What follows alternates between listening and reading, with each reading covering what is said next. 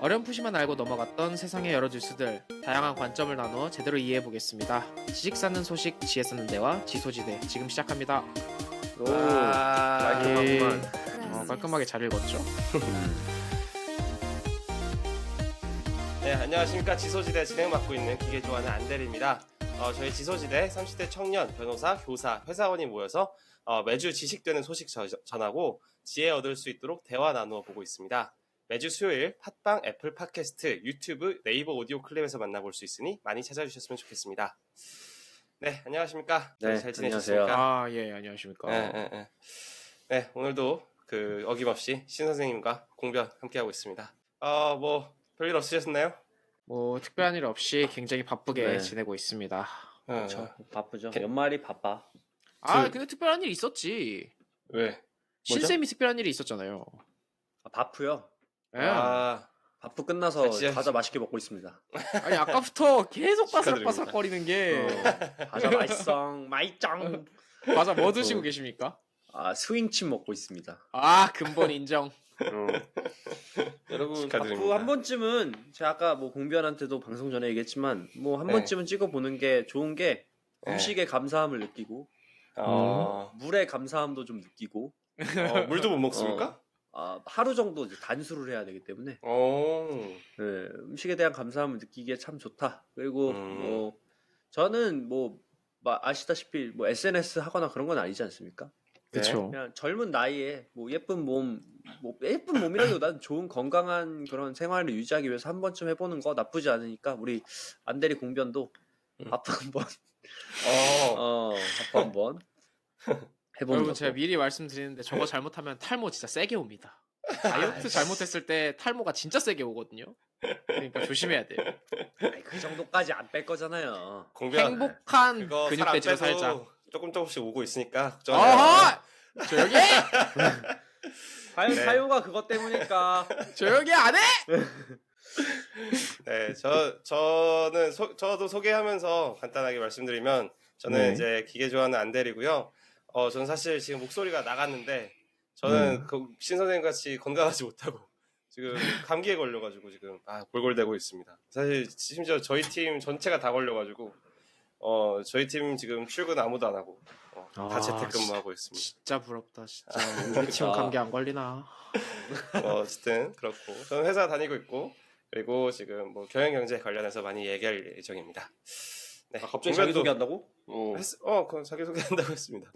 네, 예, 공변도 오케이, 간단하게 좋아요. 소개 부탁드립니다. 오케이 좋아요. 뜬금없지만 네 안녕하십니까. 공변이고요. 2023년 올해 변호사 시험 합격해가지고 지금 현재 대기업의 사내 변호사로 활동을 하고 있고요. 오늘 주제 또 제가 전문직의 종류와 역할 준비하지 않았겠습니까? 그런 전문직 중에 하나인 변호사로서 열심히 활동하고 커가고 있는 공변입니다. 네. 네, 저는 영어 가르치는 신쌤입니다. 사회 경제 분야, 요즘은 뭐 특히 건강 분야에서 많이 활동을 하고 있죠. 나 뭐 건강 관련 종사자 같아. 근데 그런 건 아니고요. 영어 가르치고 있고 건강 종사하는 거랑 전혀 관련이 없고 그냥 사회 관련된 이슈나 이런 거 관심이 많고 항상 중립적인 입장, 중립, 아주 논리적인 판단을 담당하고 있습니다. 그쵸. 맞는 네. 것 같아요. 근데 종종 이렇게 건강 관련해서 얘기해 주시면은 이렇게 네네. 조금씩 남는 게 있거든요. 진짜 뭐 예를 들어서 그 밥 먹고서는 그 당이 더 땡긴다 그런 것들 인슐린 수치가- 과다다. 그래. 뭐 이런 것들이 하나씩 남는 게 있어. 여러분들이 맞아. 밥을 먹고 네. 나서 이거 말씀드린 밥을 먹고 나서 과자가 땡기거나 단 게 땡기잖아요. 네? 그거는 착각입니다. 거짓말이다. 거짓말이야. 아닌데 진짜 땡기는데? 이렇게 땡기지만 여러분의 그런 뇌에 얄팍한 그런 아니야. 호르몬에 속지 마라. 진짜라고 아니야. 아니 그것도 그렇고 그런 것도 이제 남고 이제 뭐 스테로이드 해주셨을 때 절대 그런 거 하면 안 된다. 그것도 나오는데 그렇죠. 사실 스테로이드의 결론은 꼭 해야 된다 아니었나요? 아닙니다. 스타터팩 네, 하는 스타터팩이었는데 어. 이상하네. 아니 솔직히 근데 저번 주 암 관련해서는 남는 게 담배를 펴도 괜찮지 않을까라는 것밖에 안 그치. 나왔어. 흡연 권장 방송. 그냥 피고 죽어. 안 죽는다니까. 안 죽는다고. 네, 알겠습니다. 그 이번 주 간단하게 뭐 안락사 관련해서 한번 얘기하고 싶다고 제가 선생님이 얘기해 안락사에 주셨는데 대해서 좋습니다. 좀 많이 찾아봤는데 네. 잘못된 정보가 있어서 바꿨어요. 네. 왜냐면은 그러니까? 제가 원래 하려고 했던 거는 사실 캐나다의 안락사 관련돼서 캐나다가 뭐 네. 안락사가 굉장히 자유로워졌다 이런 주제를 다루려고 했는데 검증이 안 네. 됐어. 우리나라에서 너무 아. 카더라 뉴스더라고. 음. 외국 저는 이제 항상 크로스 체크를 하기 위해서 외국 기사들도 많이 찾아보는데 검증이 안 돼서 다른 걸 가져왔습니다. 재밌는 거. 네. 뭐냐면은 지난 19일 4일 전이네. 4일 전. 아르헨티나의 새 대통령이 당선이 됐습니다. 아하. 근데 이 너무 아르헨티나가 지금 경기도 굉장히 안 좋고 뭐 올해 월드컵도 우승도 했는데 작년에 우승도 했는데 상황이 굉장히 안 좋아요. 그 유튜브 혹시 우회해서 쓰시는 분들 빨리 탈퇴하시길 바라고. 안 돼. 어쨌든 이 밀레이라는 분이 당선이 됐는데 이분이 참 흥미로워. 밀레이. 네, 굉장히 흥미로운 공약을 걸고 당선이 됐거든요. 그래서 그런 것들 보면서 진짜 세계가 좀 요즘에 이기주의 혼란 속이잖아요. 요런 사람이 어떻게 당선이 됐나 싶을 정도로 흥미로운 그 공약들이 있었는데 뭐가 있냐면 네. 첫 번째 지금 아르헨티나가 연평균 인플레이션이 140%예요.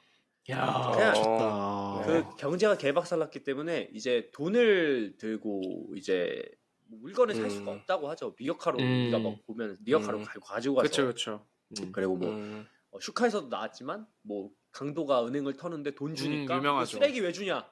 나한테 이런 쓰레기를 주다니 이 정도인데 요거를 이제 해결해 주겠다 자기가. 그래서 첫 번째로 얘기한 게 중앙은행을 해제하겠다. 중앙은행을 해체하고 네. 비트코인류 이쪽으로 이제 넘어가자. 이쪽으로 넘어가자. 첫 번째 이야기 있었고 또 두 번째는 아르헨티나의 통화 페소를 없애겠다. 달러로 대체하겠다. 아, 네, 달러 그냥 받아 쓰겠다고? 달러로 받아 써서 달러를 우리도 쓰겠다. 이제 기축 통화를 달러로 이게 통화를 달러로 바꾸면 이게 네. 무역할 때도 편하고 어허. 너무나 좋냐. 그리고 지금 화폐 가치도 박살 났는데 바꾸자. 네. 천재 천재. 있었고 이 사람이 맨날 전기톱을 이제 들고 다녔다고 해요. 퍼포먼스를 네. 하면서 왜 들고 다녔냐? 다 네. 잘라버리겠다. 뭘 자르냐면 어. 정부 지출을 다 잘라버리겠다. 그러니까 아. 지원금이니 뭐니 약간 상징적으로. 허경영 메타네, 허경영 그렇죠. 메타. 국가에서 뭐 어. 아니야. 허경영님은 이제 뭐 아이 나면 5천만 원 주시겠다 막 그랬잖아요. 아니 그거 말고 그 국가에 돈이 없는 게 아니고 그치. 국가에 도둑놈이 맞아, 너무 맞아. 많은 거다. 그러니까 쓸데없는 부처를 뭐 14개인가를 8개로 다 없애버리겠다. 이렇게 얘기를 하셨다고 하고 이게 좀 충격적인데 장기 매매를 허용하겠다. 장기 매매를 거의 뭐. 허용하겠다. 그리고 잠깐 요즘- 이분이 대통령이 되셨다고요? 됐어요. 네, 됐어요. 그리고 지구 요즘에 이제 그 서스테이너빌리티 뭐라 그러지? 이 환경 보호 네. 이런 거 많이 하지 않습니까? 이거 그렇죠. 100억 이거 안 하겠다. 야 이거 돈 들어 하지 마. 어허. 지구 온난화 때려쳐. 이거 개소리다. 어허. 탄소 배출해 그냥. 탄소 배출 해버려 그냥. 오케이. 그거 유럽이 책임져. 탄소는. 이유가 태클 걸어. 야 이유 탈퇴. 살 때. 이 안에. 요런 굉장히 급진적인 아이디어를 냈고요. 네. 트럼프 지지자도 얘 좀 센데 했지만 당선을 축하한다. 그럼. 릴레이의 당선을 축하한다 하고 SNS에 또 글까지 올렸다고 합니다. 아. 너 나랑 결이 좀 비슷하다. 그렇지. 너도 나만큼 또라이구나. 뭐 약간 요런. 보니까 약간 그 생긴 것도 약간 비슷하네요. 그쵸. 생긴 약간 것도 비슷합니다. 느낌이 조금 있어. 네, 할아버지인데. 그래서 이런 눈도 기사가 파랗고. 있는데 정말 세계가 요즘 좀 혼란스럽지 않습니까? 뭐 전쟁이 나니 많이 뭐 그쵸. 미국도 뭐 이제 굉장히 이기적으로 어떻게 보면은 경기를 좀 이끌어가는 경향이 있고 뭐 네. 중국하고도 뭐 사이가 이제 어떻게 될지도 모르겠고 뭐 음. 혼란스러운데 이런 사람이 대통령이 될 정도로 혼란스러워졌구나. 국제 정세가 이런 생각이 들어서 한번 가져와봤습니다. 큰일 났네요. 아르헨티나 뭐 장기도 팔리고 이제 뭐 탄소 배출하고 난리 나겠네. 난리 나겠죠. 어떻게 될지 모르지만. 장기는 그 들고 다니는 전기톱으로 이렇게 갈라가지고 팔면 되겠네요. 그거 비트코인으로 받으면 돼. 아 그렇네 비트코인으로 어. 거래해야지. 음. 그렇군요. 신기합니다. 그 통화가 자기 나라 통화가 없으면은 어떤 문제가 생기는지 아십니까? 어떤 문제가 생기는지 정확하게 알려주십시오. 그 몰라. 이제 자국 어. 경제와 그 귀축 통화를 쓰는 국가가 경제의 흐름이 다를 때 큰 문제가 될 수가 있습니다. 아, 예. 미국은 잘 나가는데 미국은 잘 나가는데 우리나라가 안 나가. 우린 못 나가. 그래서 저기는 그 금리가 엄청 낮아졌는데 우리는 금리를 높여야 되는 상황이야. 어, 그러면은 사실 실질적으로 돈을 그 중앙은행에 당겨야 되는데 계속 네. 돈이 풀리게 되니까 물건의 가치는 더 떨어지게 되고. 아니죠. 무슨 음. 소리야? 그걸 생각해서 중앙은행을 해체하겠다고 했잖아요. 그래 해체해버려. 아니, 어쨌든 그 시장 어. 자체가 없어지니까. 어. 네, 그러니까 그 중앙은행 자체가 또 없어진다는 것도 진짜 그러면 아예 그런 역할을 안 한다는 거죠. 그쵸, 그러면 그쵸. 그거야말로 진짜 큰 문제고. 개판이 말이 안 돼. 날 예정이다. 어. 어떻게 어허. 될지는 뭐 두고 봐야겠지만 뭐 이러다 어. 이제 떡상하면은 야 전 세계에서 이제 야 중앙은행 없애. 어. 다 비트코인으로 가. 야 다 달러로 바꿔. 근데 이게 말만은 그렇게 하고 실제로 그렇게 할지 안 할지는 모르는 거잖아요. 그렇죠. 뭐 예, 동양이라는 게 뭐 그쵸. 우리나라도 그 네. 어디야? 현실적인 상황을 반영해서 여가부 해지 네. 왜 안 되지? 지나갑시다. 뭐 언젠가 되겠죠 뭐. 그러게요. 될 것 같던데요 뭐. 본격적으로 오늘 그 공변 준비해 주신 내용 한번 소개해 주시죠. 네, 오늘 제가 준비한 주제는 전문직의 종류와 역할이라는 제목으로 준비를 해봤는데요. 일단 네. 제가 최근에 이 변호사 시험을 사실 보기 위해서는 로스쿨에 들어가야 된다는 거는 대부분 분들이 알고 계실 텐데 이 네. 로스쿨을 준비할 때부터 매년 그 다음에 매년 보고 있는 기사가 있습니다. 네. 그게 바로 전문직에 대한 선호가 증가하고 있다라는 내용 맞아요, 혹은 맞아요. 제목의 기사들이 굉장히 매년 나오고 있는데 그 중에 하나가 2020년의 기사입니다. 리트 응시자 역대 최다 갱신. 그리고 2021년에 법학 적성 시험 이게 리트입니다. 리트 네. 역대 최다 응시. 그리고 또 2022년에 되니까 늘어만 가는 로스쿨 준비생 13,955명. 지난 해인 12,244명보다 14% 증가한 리트 응시생. 이게 매년 리트 응시생이 최다를 갱신하고 있어요. 혹시 로스쿨생도 로스쿨 지원할 수 있는 숫자도 네네. 늘어다가 나나요? 아니면은 똑같나요? 그러니까 그 이해를 의대는 못했습니다 질문을. 의대는- 로스쿨 정원. 로스쿨 정원은 계속 늘어나나요? 로스쿨 정원은 고정입니다. 고정입니까? 오. 아. 네네 변하고 있지 않아요. 그러니까 경쟁률이 어허. 점점 높아지고 있다는 얘기겠죠. 로스쿨 재수생이 정원인 것 많아진다는 자체가. 뜻일까요? 재수생도 꽤 있습니다. 꽤 있는데 그냥 사실 초시생 자체가 굉장히 많지고 그렇겠지. 있다고 합니다. 전문직 선호가 실제로 굉장히 많이 증가하고 있다는 방증이고 또 이 지난달 2023년 10월 중앙일보 기사에 따르면 올해 감정평가사, 뭐 노무사, 세무사, 회계사 이 시험에 대한 지원자 규모가 역대 최고치를 기록했다고 합니다. 네. 감정평가사 같은 경우에는 전년 대비 무려 43%가 증가를 했고 오. 노무사는 23%, 세무사 14%, 회계사 23% 등등 이렇게 전문직 시험에 대한 응시자들이 계속 증가를 하고 있다는 얘기죠. 이렇게 전문직 시험에 수험생들이 몰리는 이유에 대해서 수험생들은 일단 직업에 대한 안정성을 1순위로 꼽았고요. 두 번째가 높은 수준의 연봉, 그리고 세 번째가 개인 역량에 따라서 연봉의 상승 가능성이 높다라는 것이었습니다. 이렇게 전문직의 선호가 몰리고 있는데 이런 전문직 얘기가 나오면 꼭 따라오는 논란, 뭐 혹은 갑론을박 이런 게 한 2개 정도 저는 생각이 나는데요. 혹시 패널 여러분들은 어떤 논란이 있는지 예상이 되시나요? 두 개는 모르겠고 네. 하나 떠오르는 거는 뭐 이번에 의대 정원 때도 나왔던 말처럼 이제 서비스의 질이 떨어질 것이다. 많아지면 이제 개나 소나 한다 막 이런 말 하잖아요. 전문성 약화되는 거 아니냐. 충분히 개나 소나- 걸러지지 못했다. 개나 소나 못할 테지만 개나 소나 못할 테지만 뭐 그런 얘기가 나올 수 있지 않을까요? 이게 두 개 중 하나 맞나요?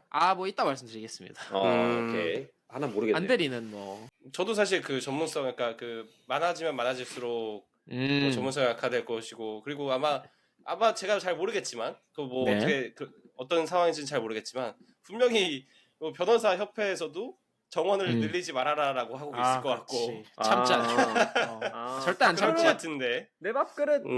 그럼. 예, 약간 그럴 것 같고. 그렇네요. 예. 네, 뭐 이렇게 다양한 아까 뭐 신쌤이나 안드레가 말씀해주신 것처럼 다양한 논란이 있겠지만 사실 네. 저는 그렇게 딥하게 생각하지 않았어요. 전문성 음, 그런 거 뭐 나한테 안 중요해. 저한테 가장 먼저 떠오르는 주제는 음. 그래서 니들이 말하는 그 전문직이 뭔데? 그러니까 어디까지가 전문직이냐? 누구는 사자가 들어가면 다 전문직이라고 하고 그러면 다른 사람들은 야 그럼 공인중개사도 전문직이고 간호사도 전문직이고 다 전문직이냐?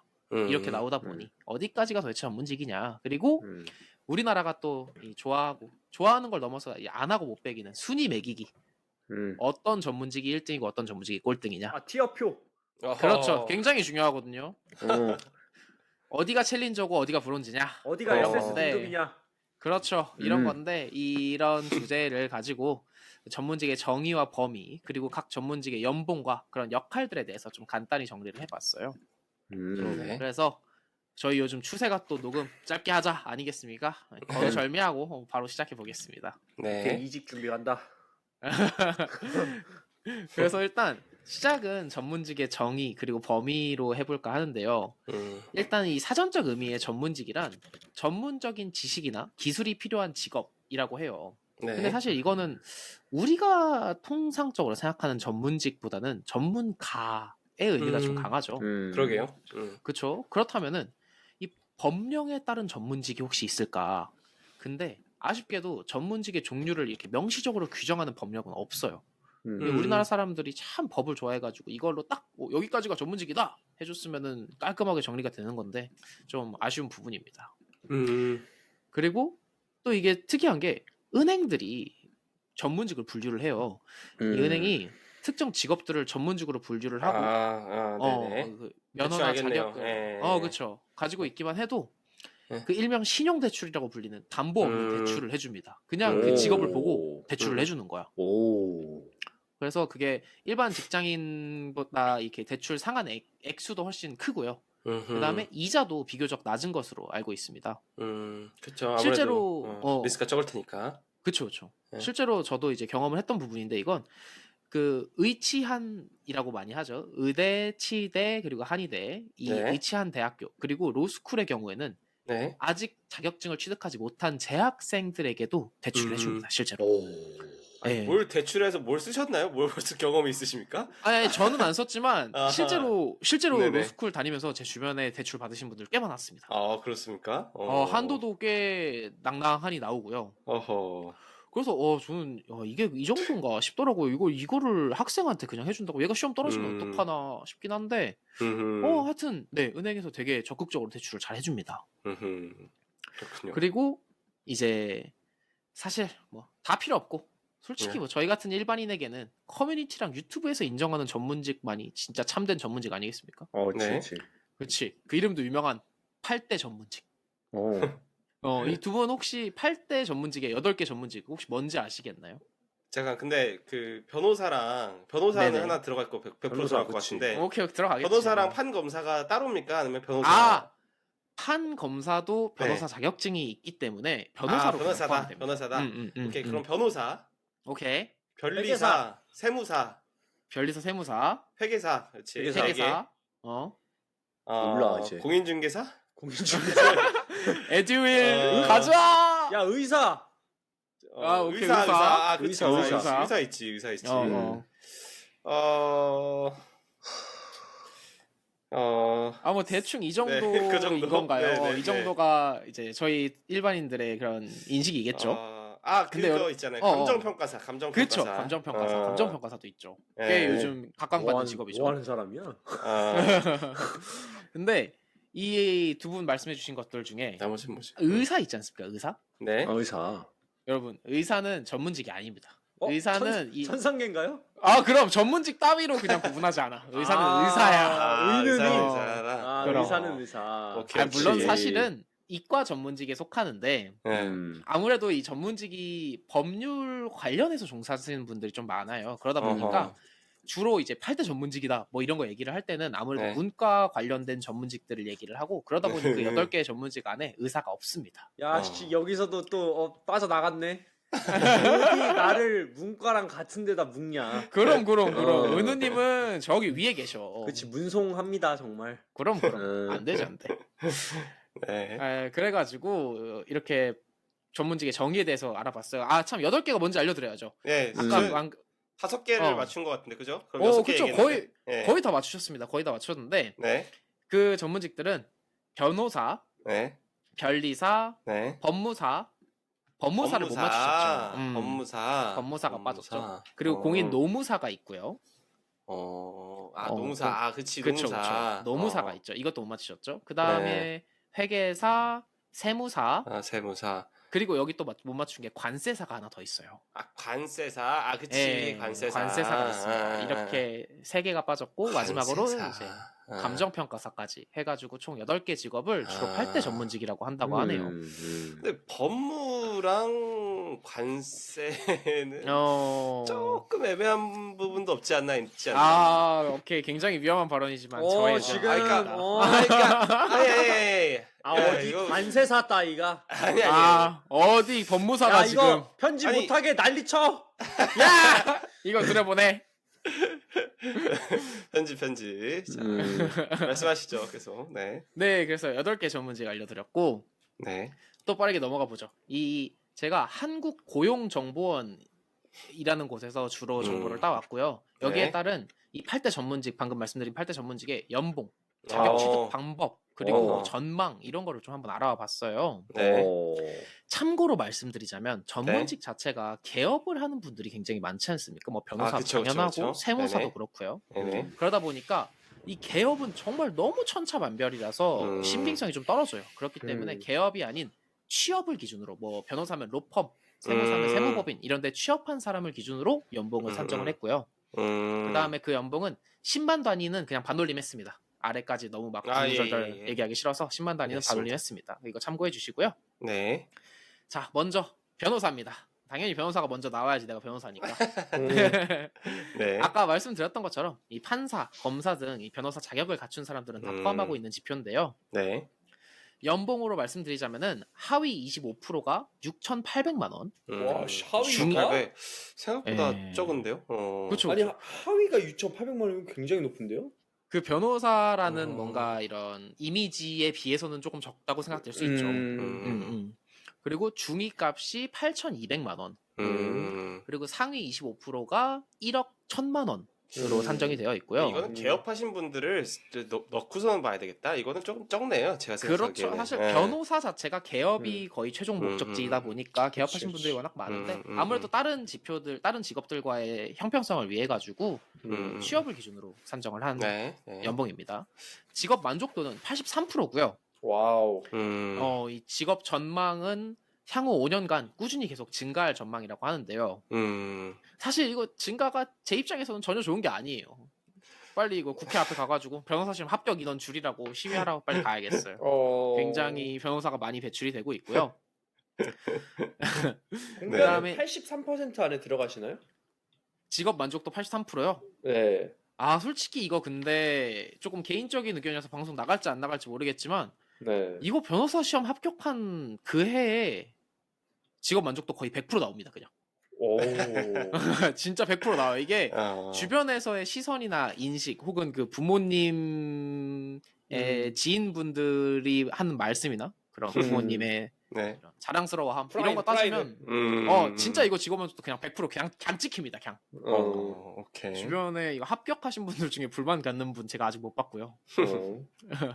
하여튼 그렇습니다. 뭐 사회적인 인식도 굉장히 좋은 직업이고 TV에 워낙 많이 나와가지고 사람들에게 익숙하고 친숙한 직업이기도 하죠. 이 취득 방법으로는 2017년도에 원래는 사법고시가 있었죠. 그 네. 사법고시가 근데 2017년도를 마지막으로 사라졌어요. 그렇기 때문에 현재로는 법학전문대학원, 이제 소위 로스쿨만이 유일하게 변호사가 될 수 있는 방법이고요. 네. 이 로스쿨에 들어가기 위해서는 4년제 대학 이상의 학력, 즉 학사 학위를 취득한 자가 리트, 법학 적성 시험, 그리고 학부 성적, GPA, 그리고 외국어 시험, 뭐 사회 봉사 활동 및 면접 등 굉장히 다양한 평가를 거쳐야지만 입학을 할 수가 있게 됩니다. 그리고 그렇게 법학전문대학원에 입학을 하면 3년의 과정을 이수를 하게 되고요. 3년의 과정을 끝마치고 졸업 시험에 합격을 해야 변호사 시험을 볼 수 있고 그 변호사 시험에 합격을 해야지만 변호사 자격이 주어집니다. 뭐 참고로 말씀드리자면 변호사 시험을 5일 동안 봅니다. 5일에 걸쳐서 보고 오전 9시에 시험이 시작해가지고 오후 5시 반 정도에 시험이 끝납니다. 매일매일. 그때 저번에 한번 그 설명하시면서 연필로 다 써서 냈다고 하셨던 기억이 나네요. 그쵸. 그죠? 그쵸. 연필 네. 아니고 펜이긴 하지만 아, 펜으로. 네, 그 손으로 펜으로 다 썼다고. 네. 그렇습니다. 다 수기를 하는데 컴퓨터로 좀 바꿔라. 이번에 바꿨다고 하지 바뀌었습니다. 않았어요? 네. 이번에 바꿨어요? 바뀌었어요. 네, 그래서 처음으로 이제 곧 얼마 안 남았습니다. 1월에 변호사 시험 또 치를 텐데 네. 1월에 시험 보시는 분들이 처음으로 이제 컴퓨터로 시험을 치시는 거고. 좀 공변 벌써부터 새 합격생한테 나 때는 펜으로 썼다고 얘기할 거 아니야. 야, 벌써 그냥 꼴보기 너네는 편하게 타자로 치는데 나 때는 말이야 에너겔 썼어. 에너겔. 제트스트림은 안 좋다 얘들아 하면서 싫네. 아이, 후배들 갈골 맛에 벌써 드릉드릉합니다. 그러니까요. 하여튼 이 어려운 걸 제가 해낸 거고요. 대단합니다. 뭐 업무로서는 아마 너무 익숙해가지고 대부분 아실 거예요. 음. 재판에 관련된 업무 일체를 하게 되죠. 아무래도 민법, 뭐 형법, 행정법 가리지 않고 전부 다 하고요. 그 다음에 사실 지금 제가 하고 있는 일은 사내 변호사로서 계약서 검토 업무를 굉장히 많이 하고 있습니다. 계약서를 작성함에 있어서 이 계약서가 추후에 법적 리스크를 우리 회사에 발생시키진 않을지, 혹은 그 계약이 너무 불공정해서 뭐 무효가 되진 않을지 이런 등등을 검토를 하고 있고요. 네. 또 그 외에도 법률 자문, 이거 자문 펌이나 혹은 사내 변호사들이 많이 하는 일인데, 뭐 예를 들어서 회사가 취업 규칙을 만들 때, 아니면은 취업 시에 이렇게 개인정보 이용 동의서를 작성해야 되는데 그 개인정보 이용 동의서의 드래프트를 만들 때, 이럴 때 자문 펌을 많이 이용하고요. 사실 아까부터 말씀드린 이런 자문 펌이 네. 생각보다 빅 펌이 많습니다. 그쵸. 이제 어떤 다른 그냥 분들 생각에는 빅펌 뭐 김앤장은 이렇게 큰 연예인들이나 뭐 정치인들 사건, 형사 사건 맡아주고 소송 대리하고 이런 게 많을 것 같지만 사실 자문이 훨씬 많습니다. 맞아요. 그리고 자문이 제가 알기로도 이제 회사에서도 이렇게 신사업을 하는데 이제 이 신사업의 스킴을 이제 한번 쭉 설명해주고 여기서 그쵸. 법적으로 문제가 될 만한 부분은 없느냐, 또는 그렇죠, 이제 뭐 그렇죠. 세무사 그런 분들도 껴가지고 뭐 이제 여기서 이런 그 비즈니스 플로우인데 어디서 이제 조금 뭐 세무적으로 뭔가 그 베네핏을 얻어갈 수 있는 부분은 없느냐, 그런 그렇죠, 것들을 이제 그렇죠. 많이 해주시는 분들이 많죠. 맞습니다. 그래서 실제로 그 대형 펌의 세무사분들이 굉장히 많이 고용이 되어 있고요. 그렇고 이게 여기까지가 변호사였고요. 그 다음에 이제 변리사입니다. 변리사는 변리사. 연봉으로 따졌을 때는 하위 25%가 5,200만 원, 중위값이 6,500만 원, 상위 25%가 8,300만 원입니다. 어허. 조금 생각보다 나쁘다. 적네요. 생각보다 그렇게 높지 않죠. 물론 이게- 많은 돈이지만. 예. 그렇죠. 이 과거에 언론 보도로 인해서 수억 원의 고액 연봉을 받는다는 오해가 있었어요. 어허. 네. 그래가지고 막 사람들이 변리사가 돈은 제일 많이 번다더라, 평균 연봉 1위라더라 이런 얘기가 많았는데, 사실 이 당시 보도는 법인들의 수입을 개인의 수입으로, 그러니까 변리사 법인의 수입을 개인 변리사들의 수입으로 오해를 한 것이었다고 하고요. 그래서 이제 실제 지인인 변리사분의 말에 의하면 아직도 그 평균 수입 1위 이걸로 오해하시는 분들이 되게 많다고 해요. 그래가지고 네. 되게 억울해하시고 마치 뭔가 본인이 밥을 안 사면 엄청 막 짠돌이가 되는 것처럼 돈도 많이 많은 벌면서 놈이 밥도 안 산다. 돈도 많이 벌면서 진짜 어, 1등인데 변호사보다 더 많이 벌다면서 막 그러니까. 밥도 안 사고 좀 이런 반응이라고 하고요. 아, 네. 직업 만족도는 76.9%, 77%죠. 그리고 전망으로는 향후 5년간 꾸준히 좀 증가할 전망이라고 합니다. 변리사 역시. 아무래도 지적 재산을 둘러싼 기업 간의 경쟁이 굉장히 치열해지고 있기 때문에 이를 네. 보호하기 위한 특허 출원, 그리고 그 분쟁이 증가해서 그렇다고 하네요. 취득 방법으로는 두 가지 경로가 있습니다. 이 첫 번째는 특허청에서 시행하는 변리사 시험에 합격하는 방법이고요. 오케이. 시험. 뭐 만 20세가 넘으면 누구나 제한 없이 응시할 수 있는데 그 과목들이 막 산업재산권법, 자연과학 개론, 특허법, 상표법 막 이런 것들이 많아가지고 굉장히 네. 이과한 시험이라서 저희 같은 이제 문송한 분들은 좀 치르기 힘든 시험이 아닌가 생각을 하고 있습니다. 네. 그렇지만 두 번째 방법이 있죠. 저희 문과들도 할 수 있는 방법. 네. 변호사 시험에 합격하면 됩니다. 아, 변호사 시험 합격을 변리사 줍니까? 그렇습니다. 이게 뭔 소리냐 싶으실 텐데 네. 변호사 시험에 합격을 하고 네. 변리사 실무 수습을 250시간을 채우고 그다음에 네. 6개월간의 현장 연수를 이수를 하면은 바로 그냥 변리사 자격증 줍니다. 그냥. 야 변호사 나 거의 오늘부터 포함에 변리사. 있으면 되는 거잖아. 그거는. 그치 그치. 어. 변호사 거의 그거네. EV네 EV. EV? 소리야. 포켓몬스터 EV가 막 여러 가지 변신할 수 그치 있잖아. 그 번개돌 막- 주면 막 변하고 그러니까, 물에 돌 주면 변하고. 여러 가지로 진화가 가능하네 변호사가. 아, 그럼. 변호사 어. 짱이네. 변호사 하십시오 여러분. 개꿀입니다. 그렇네요. 그렇습니다. 그래서 업무로는 뭐 다들 아시다시피 실용신안법, 뭐 상표법, 발명보호법 등을 따라서 음. 특허 소유권에 관련된 업무를 대행을 하고요. 네. 뭐 특허 출원서의 작성이나 접수를 통해서 특허 취득 업무를 대행하기도 하고 음. 이런 특허 관련 분쟁에 대해서 소송을 대리하기도 합니다. 자, 근데 하나 여쭤보고 싶은 게 있는데 이거는 네네. 뭐 답변 못 하실 수도 있을 것 같긴 한데 음. 변리사 시험에 1년에 그 합격자 숫자가 제한이 되어 있나요? 숫자 제한되어 있습니다. 제가 사실 아, 그래요? 그거를 전부 다 작성했다가 다 뺐습니다. 내용이 너무 길어질 것 아하. 같아가지고 이거 네. 8개 하다 보니까 분량이 진짜 길어지더라고요. 지금 밑으로 네네. 내려도 계속 있어. 그니까 그래가지고 어허. 일단 다 빼버렸는데 사실 아래도 다 있었습니다. 그러면 이제 예를 들어서 이거 시험을 봐가지고 몇 등부터 몇 등까지 이렇게 잘라가지고 그쵸 합격시키고 밑에는 다 자른다. 공무원 시험 같은 그렇군요. 거네. 그 그쵸, 그쵸, 공무원 그쵸. 시험처럼. 알겠습니다. 네네. 200명이라고 하네요 현재. 200명. 씨. 알겠습니다. 200명. 변리사는 그렇습니다. 근데 이 다른 직업들이 다 달라요. 음. 네, 그래서 변리사를 알아봤고 그 다음은 법무사입니다. 이제 좀 너무 길어질 것 같아가지고 법무사부터는 빨리빨리 넘어가죠. 네. 오케이. 연봉은 중위값만 불러드리겠습니다. 6천만 원입니다. 6천만 원. 6천만. 만족도는 78%고 음. 전망으로는 한 5년 동안 현 상태를 유지할 전망이라고 하네요.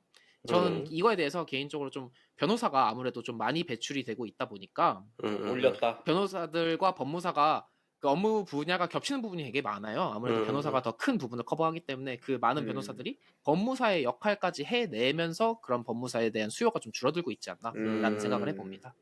이 취득 방법으로는 법무사 시험에 당연히 합격을 해야겠죠. 1차 시험과 2차 시험으로 구분이 되어 있고요. 뭐 다들 아시는 민법 그리고 특히 민사 집행법 이 법무사분들이 집행법. 등기 관련 일을 많이 하시기 때문에 네. 민사 집행법, 행정법 등 각종 법을 공부해야 됩니다. 음. 업무로는 아까 말씀드렸던 것처럼 변호사랑 겹치는 경우도 꽤 많은데 주로 등기 업무를 하세요. 그래서 뭐 등기 업무를 위임 받아가지고 뭐 등기부 열람을 하거나 등기 신청서를 작성을 하거나 아니면은 뭐 그렇죠. 그렇게 등기 신청서를 작성해서 등기소에 제출하기도 하고요. 아니면 민사 관련 신청 서류의 작성이나 심지어 소송 관련 서류 작성을 대행하기도 해요. 그래서 가끔 이렇게 선배들한테 들은 건데 변호사 사무실에 이미 그 소송하고 싶은 서류를 들고 오시는 분들이 계시대요. 그러면은 이거 어디서 썼냐? 그럼 이제 변무사분들이 써가지고 주시는 분들이 꽤 있고 실제로 꽤 실력이 좋은 분들도 많다고 저는 뭐 들었습니다. 그치. 아직 짬밥 제가- 있는 과장님들이 훨씬 그렇지, 주임원사들이 일 잘하는 거지. 나 같은 네. 애들 지금 로펌 데려다 놔봐. 쓸 줄 알겠어. 훨씬 잘 쓰시는 거지 법무사분들이. 그럴 수도 있죠. 그래서 네 그런 업무를 수행하고 계신다고 하고요. 이제 그 다음은 공인 노무사입니다. 아까 못 맞추셨던 노무사. 법무사와 노무사 중에 노무사인데 네. 이 아무래도 이름에서부터 알다시피 노동 관련된 일을 많이 하세요. 네. 그래가지고 연봉부터 말씀드리면 중위값은 5,100만 원입니다. 살짝 조금씩 전문직에 있어서는 조금 떨어지는 수치죠. 직업 만족도는 75%고요. 향후 5년간 다소 증가할 전망이라고 합니다. 네. 그리고 노무사가 되기 위해서는 고용노동부가 주관하는 노무사 시험에 합격을 하셔야 되고 1차는 객관식, 2차 논술, 3차 면접을 통과를 해야 돼요. 이게 사실 전문직 중에 요즘 면접 있는 시험이 거의 없거든요. 그러게요. 근데 3차 면접까지 시험을 통과를 해야 되고 1차 과목은 주로 이제 노동법, 민법, 사회보험법, 경제학, 영어 이렇게 평가를 하고요. 2차로는 노동법, 인사노무관리론, 행정쟁송법 등의 과목에서 전문성 평가를 한다고 합니다.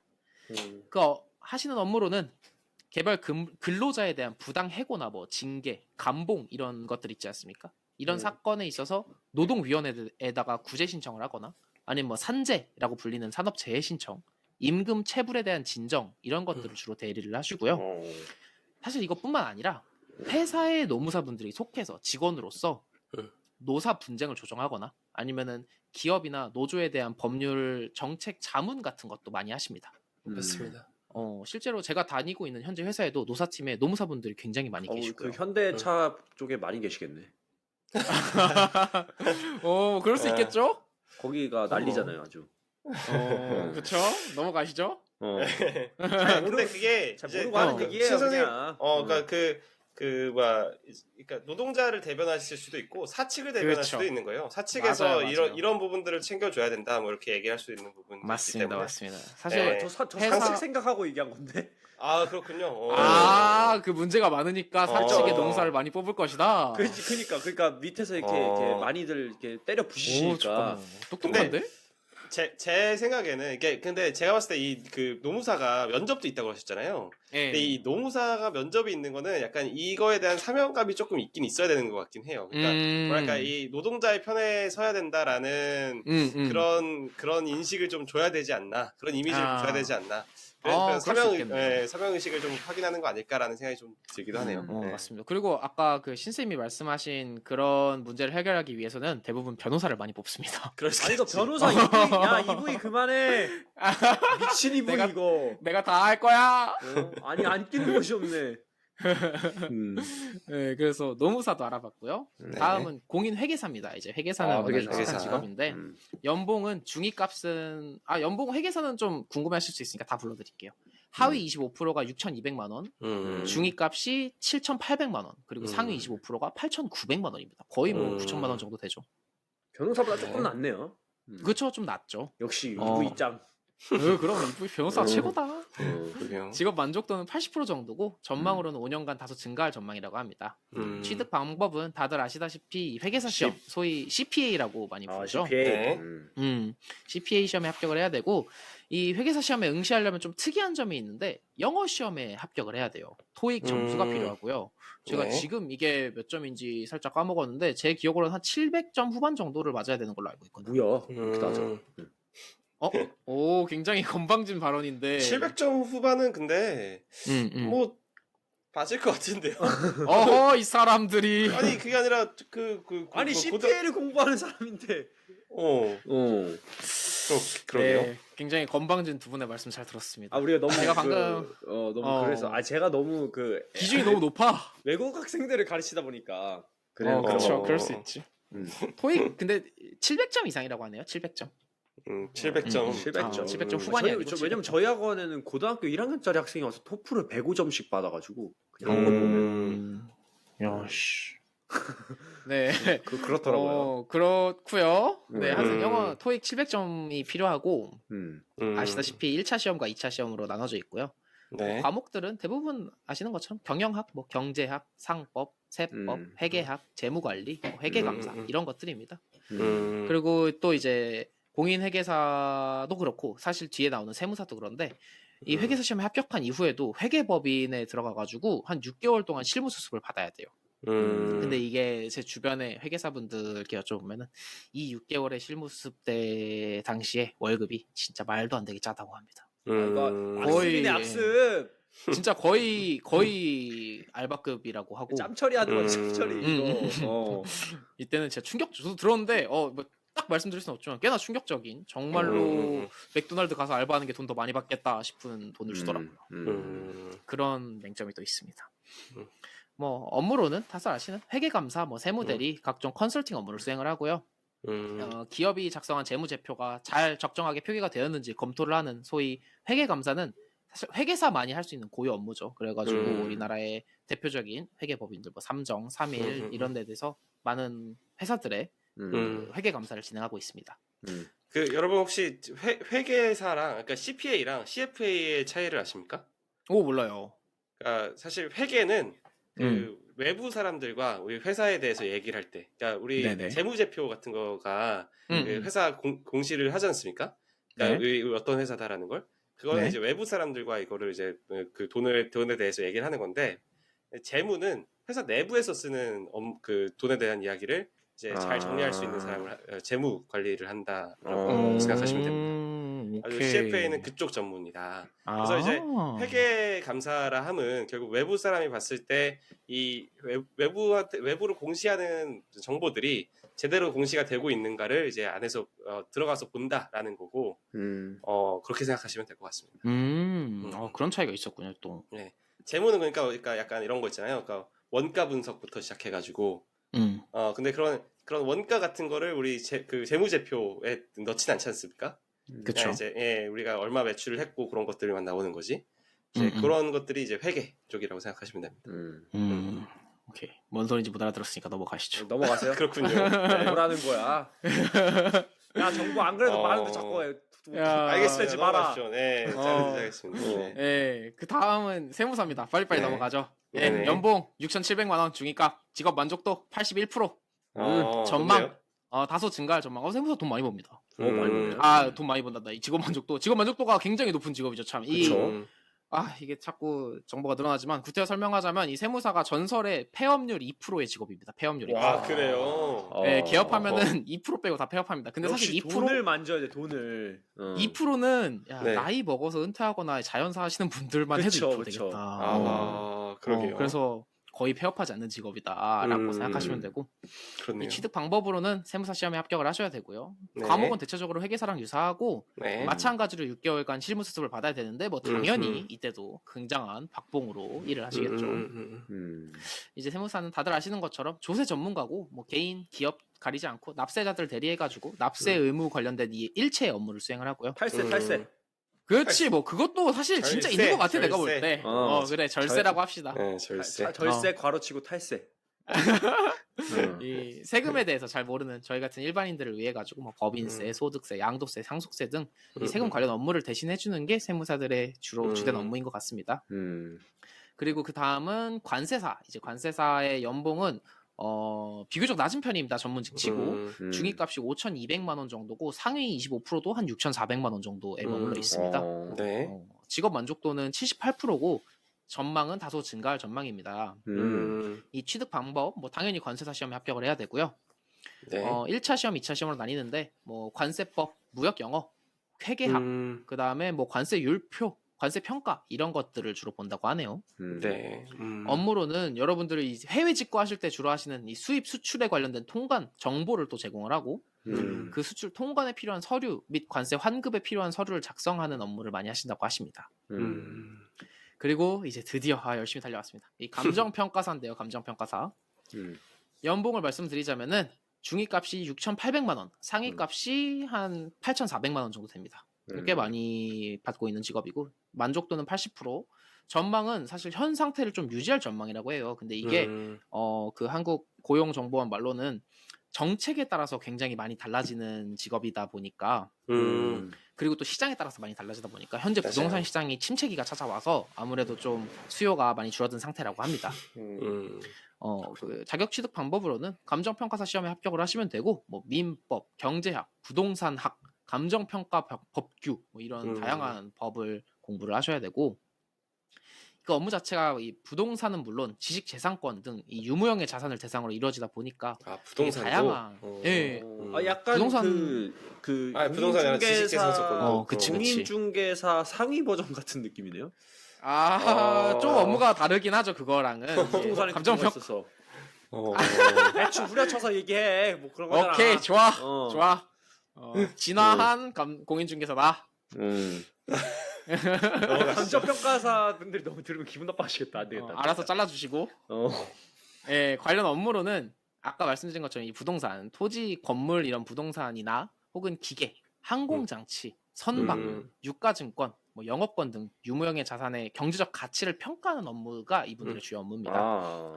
그리고 또 그 매년 공시하는 부동산 공시지가나 표준 주택 가격 역시 감정평가사가 평가를 하고요. 평가를 좀 잘해주시지. 아파트 가격이 지금 말이 안 되는데. 그게 이분들 맘대로 되는 거야? 좀 살 수 있게 평가를 해주세요, 선생님들. 근데 이제 이분들이 평가하는 것 그 기준의 하나가 또 근처에 얼마의 가격에 거래가 되고 있느냐. 거래 그쵸, 가격도 그쵸. 이제 영향을 미칠 것이기 때문에 결국에는 맞아요. 저희가 안 사야 그치. 이분들도 그럴 수 있다. 맞습니다. 그래서 이렇게 열심히 8가지 직업에 대해서 알아봤는데요. 사실 너무 길어져가지고 걱정이 되는데 알아서 편집 잘 해주시고. 좋아. 그리고 이제 아까 제가 말씀드렸던 것처럼 줄 한번 세워봐야 되지 않겠습니까? 티어표 순위 매겨봐야지. 나온다. 티어 나와야지. 자, 1티어. SS급 바로 SS급 우리 EV 변호사. EV 변호사. 아 참 이건 참 연봉 기준으로 일단 정리를 한 건데요. 평균 연봉 네. 기준으로. 야 돈 많은 게 네. 짱이지 뭘. 아 그럼 EV 변호사가 1등 SS급 8,200만 원입니다. 참고로 네. 이거는 중위값이 아니고 평균이에요. 평균. 아, 네네. 그다음에 회계사가 7,500만 원으로 2등. 네. 감정평가사 6,800만 원. 변리사 6,500만 원. 오호. 세무사 6,300만 원. 법무사 5,800만 원, 노무사 5,200만 원, 관세사 4,700만 원 해가지고 순서를 쭉 짚어보면 변호사, 회계사, 감정평가사, 변리사, 세무사, 법무사, 노무사, 관세사 순서입니다. 이렇게 티어표가 정리가 되고 그 다음에 또 이게 아무래도 시험을 보는 직업들이지 않습니까? 시험을 네. 통과해야 되는 직업들이다 보니까 음. 그런 난이도, 시험의 난이도에 대한 갑론을박도 굉장히 많아요. 그래서 이거는 해커스에서 관련된 자료를 퍼왔는데 해커스에서는 이 평균 수험 기간과 시험 범위 그리고 공부할 분량 등을 종합했을 때 할 때 전문직 중에 이제 가장 어려운 시험이 뭐냐 그래서 어떤 시험이 제일 어려운데 예, 당연히 우리 EV 변호사 그치. 시험이 제일 어렵다. 그치, 그치. 그쵸. 그리고 그 뒤를 변리사, 회계사, 감정평가사, 세무사, 노무사, 관세사 이렇게 순서가 있는다고 합니다. 세무사가 생각보다 낮고 회계사가 생각보다 높네요. 그렇죠. 회계사 어. 시험이 아무래도 이게 경쟁률도 반영이 되어 있는 걸로 알고 있는데 음. 너무 많은 분들이 좀 지원을 하다 보니까 아 이게 근데 그 티어표가 어느 정도 적당한 게 이게 어려울 수도 많이 주네. 그쵸. 저도 살짝 그 그치, 생각했거든요. 어려울 수도 많이 그렇겠죠. 주네. 어느 정도는 맞는 것 같다. 야, 어쩔 수 그런 없는 게 있었고. 약간 그런 거잖아. 이게 게임, 그러니까 티어표니까 게임으로 치면은 변호사는 탱커도 하고 딜도 하고 힐도 하고 이게 다 하는 어. 거야. 다 잘해야 어, 돼. 그러니까 파티 구할 때 야 저 새끼 데리고 와.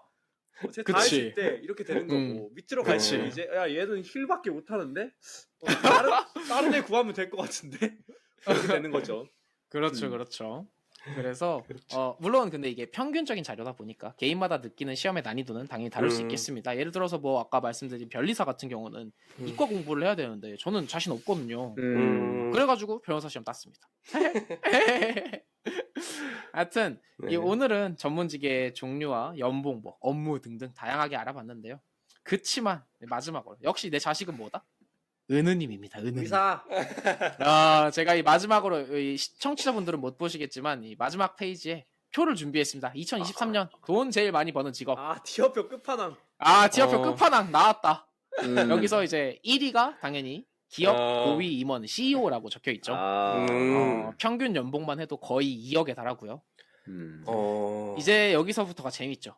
2위 성형외과 의사, 3위 아하. 한의사, 4위 정신과 의사, 5위 아하. 내과 의사, 6위 안과 의사. 그냥 야 의사. 18위까지 다 의사야. 2위부터 18위까지 다 의사야. 진짜? CEO 밑에 다 의사야? 다 의사야. 중간에 뭐 대학교 아. 총장 하나 있는 거 빼고 다 의사야. 아. 그니까 역시 내 자식은 뭐다? 의사다. 여러분 의사 만드십시오. 저도 제 자식은 의사로 만들도록 그 하겠습니다. 와중에 또 킬포는 역시 성형외과 의사가 2등이다. 그럼 근본이 있잖아. 근본이. 그러니까. 한의사도 굉장히 높네요. 한의사도 한의사 진짜 진짜 우리나라에서 높네. 의신분들께서 그럼 난리 나요. 난리 나. 나도 좋아하긴 하는데. 심한 방 팍 맞으면은 다 낫는데 한의사가. 그럼. 그리고 그렇군요. 한의사는 제가 알기로는 돈 진짜 많이 드는 게 보약값이라 그랬어. 엄청나죠. 한약값이. 어마어마하대. 한약값이 한약값이 진짜 엄청나요. 어르신들이 그냥 막 몇백만 원이어도 몸에 그럼 좋다고 안 아껴 하면 안 아껴. 그냥 막 사가신대. 그렇지. 그래서 역시 제가 아까 처음에 말씀드렸죠. 그 의사는 그냥 어나더 클래스다. 천룡인과 전문직을 비교하지 마라. 오늘 학원에 왔던 학생 2명도 쌍둥이는 아니고 이제 연년생인데 남자 둘이 네. 부모님이 두 분 다 한의사세요.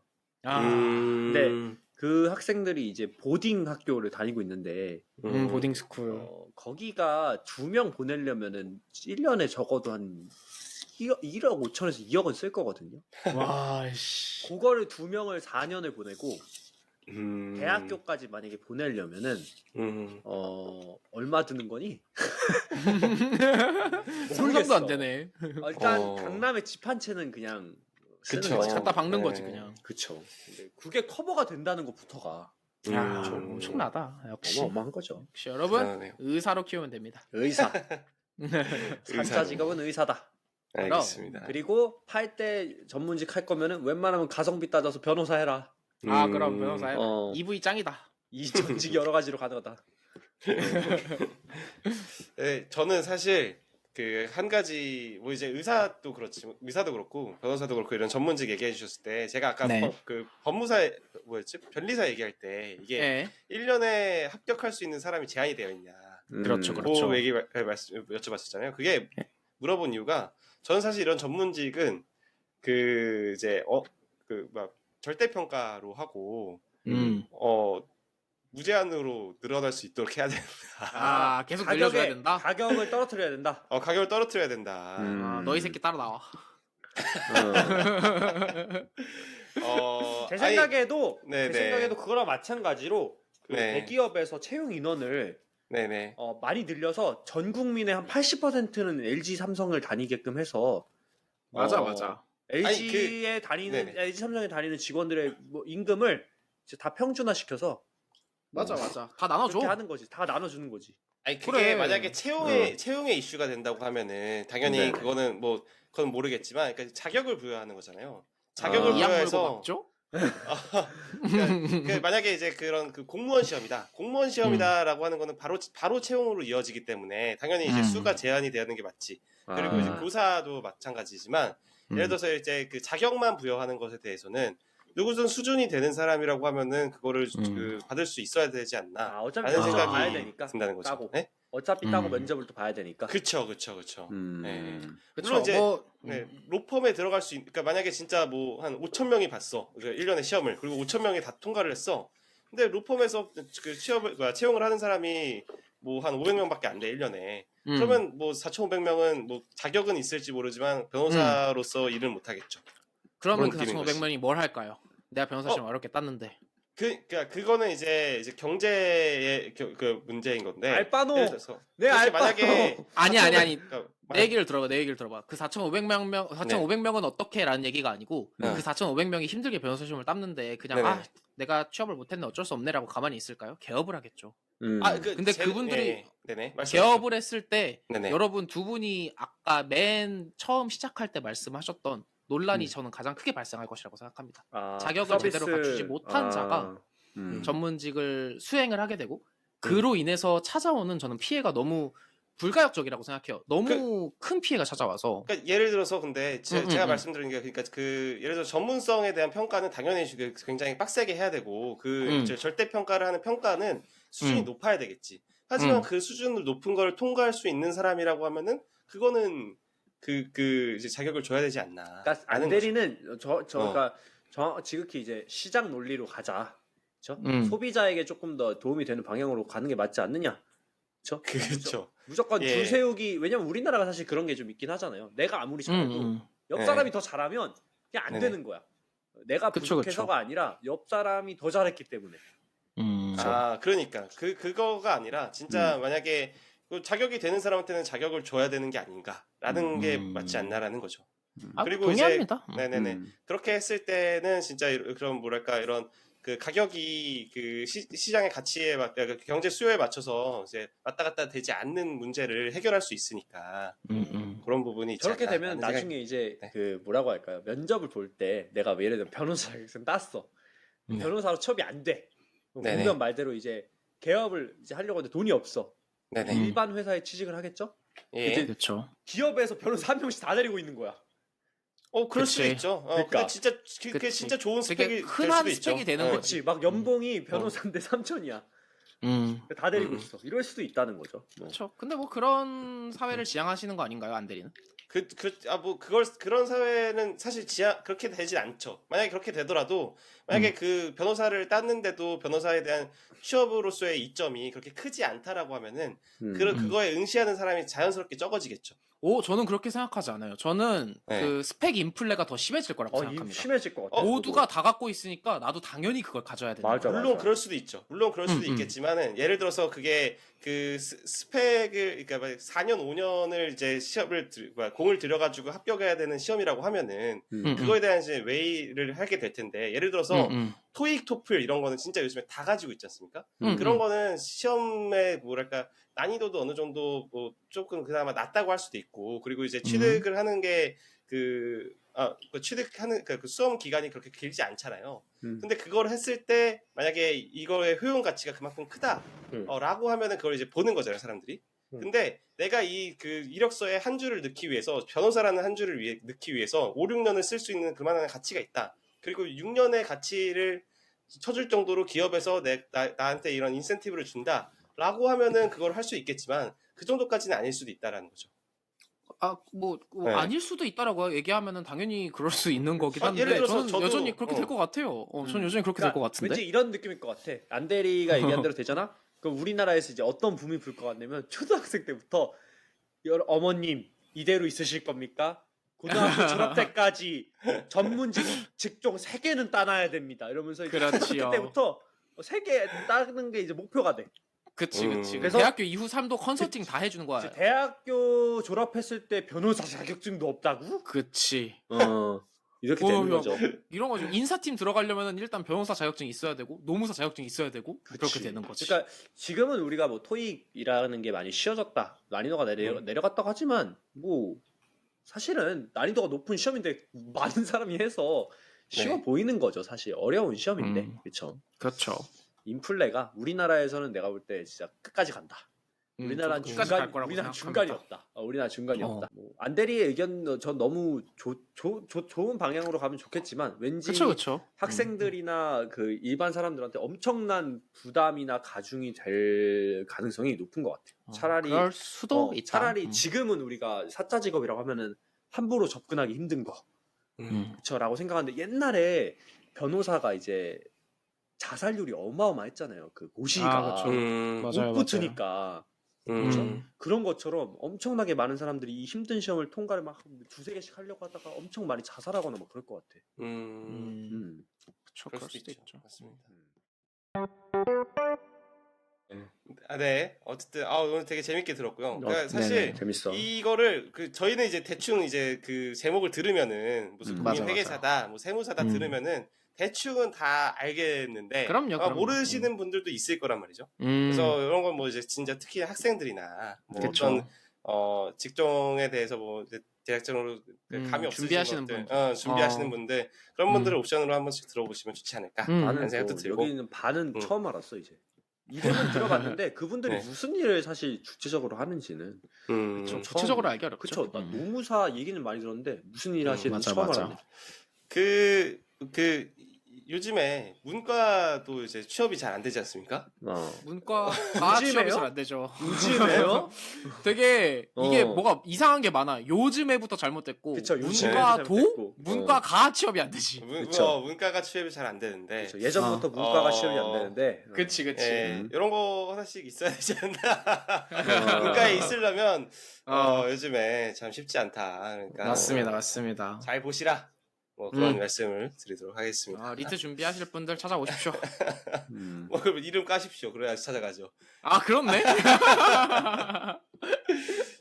네, 재밌게 들었고요.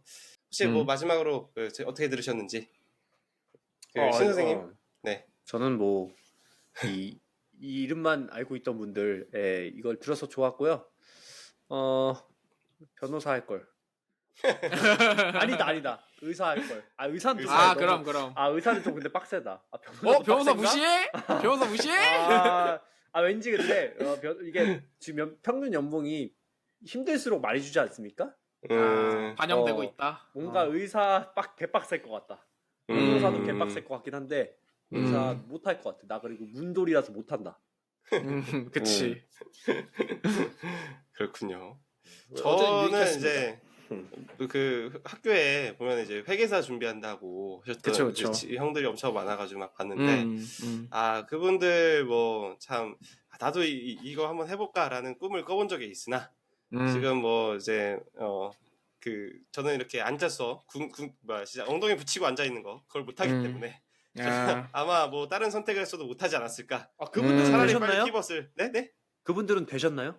그분들 뭐 되신 분도 있고 안 되신 분도 있죠. 그쵸. 되신 분도 있고 안 되신 분도 있는데 저는 뭐 새로운 선택을 할 수 있는 기회가 있어도 못하지 않았을까라는 생각이 좀 들고 어쨌든 그런 의미에서 공변 참 대단하고 감사합니다. 거의 6년 하신 대단하죠. 거였습니까? 대단하지. 그쵸, 길게 했죠. 리트까지 생각했을 때 아니 그죠? 그 한창 그쵸, 변호사 5년 공부할 했죠, 때는 5년. 5년 되게 신기한 게 몇 시에 연락을 해도 연락이 돼. 그래서 몇 시에 연락을 해도 연락이 되고 뭐 새벽 2시든 3시든 5시든 계속 연락이 되고 그리고 네. 연락이 될 때마다 공부하고 있대. 그러니까 뭐 대단하죠. 하고 있냐 이렇게 뭐 물어보진 않았는데 계속 그 욕설과 함께 그때 제가 인생에 화가 가장 많았습니다. 공부하고 있다는 얘기밖에 어. 없어요. 그 인생에 여러분들도 분노가 가득했죠. 입에서 욕이 나올 정도로 공부를 해야 변호사를 할 수 있다. 그걸 몇 년간 해야 된다. 몇 년간. 맞습니다. 그러게요. 저도 이 마지막으로 드리고 싶은 말씀이 이 방송 준비하면서 또 오랜만에 이렇게 제가 공부했던 과정들도 한번 보게 되고 이렇게 다양한 전문직들 보면서 무슨 생각이 들었냐면 저는 여전히 도전해 볼 만하다고 생각해요. 전망도 여전히 나쁘지 않은 것 같고 요즘 취업이 워낙 또 힘들지 않습니까? 그러니까 그런에도 불구하고 사실은 아직까지는 이런 전문직 자격증을 갖추고 있으면은 취업이 어느 정도 불가능한 것 같지는 않아서 도전해 볼 만하다고 생각하고 인생에 되게 저한테는 진짜 큰 도전이었거든요. 되게 큰 시도였고 그런 도전을 한번 하고 나서 성공을 하고 나니 나 뭐든지 할 수 있어. 내가 변시도 했는데 그 3년을 어떻게 내가 버텼는데 나 딴 것도 다 할 수 있어. 이런 자신감이 좀 뭐 얼마나 갈지 모르겠지만 네, 들었거든요. 성공 경험이 그래서 중요하다고 요즘에 애기들 그쵸. 키울 때도 그쵸. 그래서 한 번쯤 그런 관심이 있는 분들이라면은 큰 맘 먹고 도전하시고 중도에 포기하지 마시고 끝까지 가면은 결국 다 빛이 있다. 그렇기 때문에 최선을 다해서 한번 해보시면은 좋을 것 같습니다. 알겠습니다. 네, 오늘 말씀 잘 들었고요. 많은 분들한테 뭔가 영감이 될 수 있는 그런 방송이 됐으면 좋겠다라는 생각도 좀 네네. 드네요. 네. 네, 오늘은 저희 이렇게 마치는 걸로 하고요. 네네. 다음 주에 또 재밌는 주제로 돌아오도록 하겠습니다. 네. 감사합니다. 감사합니다. 감사합니다. 네.